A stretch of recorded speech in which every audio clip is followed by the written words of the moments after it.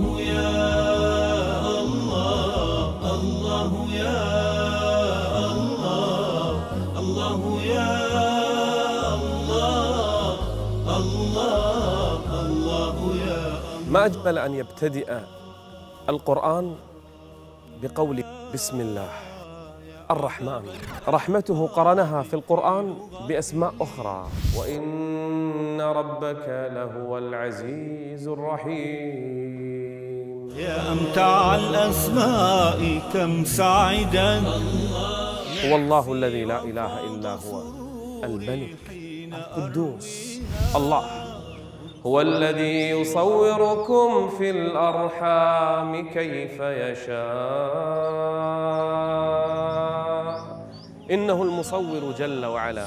من أراد عفو الله فليعفو عن الناس. شلون؟ الجزاء من جنس العمل.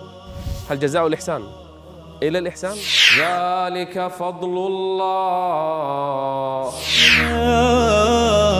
يا أعذب الألفاظ في لغتي، في هذه البسيطة العظيمة في الأرض في السماء هبات والله لو عددناها صباحا ومساء ما استطعنا أن نحصيها. وقال النبي صلى الله عليه وآله وسلم إن الله هو المسعر.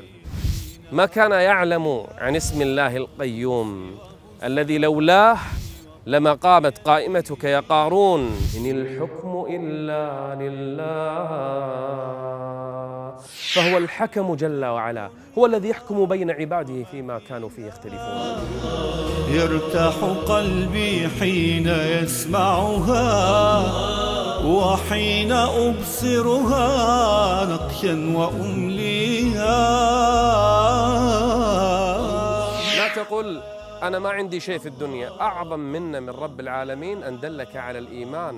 وما قدر الله حق قدره، والأرض جميعا قبضته يوم القيامة، والسماوات مطويات بيمينه سبحانه وتعالى.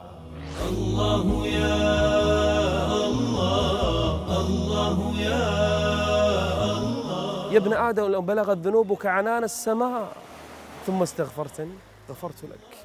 ألا إن الله هو الغفور الرحيم.